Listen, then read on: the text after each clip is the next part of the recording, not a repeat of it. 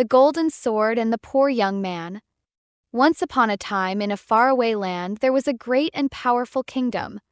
The princess was known for her beauty, yet she refused every noble and wealthy suitor her father brought to her.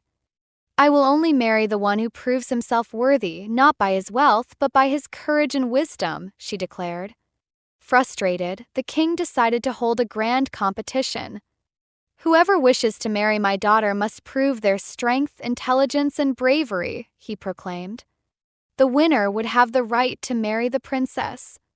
The 3 trials knights, noblemen, and warriors from all over the land gathered to compete.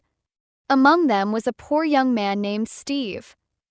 He was the son of a humble blacksmith, dressed in simple, worn-out clothes. But he possessed great strength and a sharp mind. "My fate is not written in noble blood, but in my courage," he said as he stepped forward.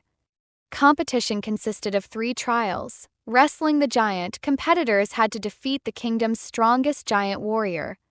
Pulling the golden sword. A legendary golden sword was embedded in a stone, and only the worthy could pull it out. Crossing the dragon's lake. The final challenge required crossing a lake guarded by a fearsome dragon. Competition begins in the first trial. Many noble warriors tried to defeat the giant but were thrown to the ground. Steve, however, used his blacksmith-trained strength and quick thinking.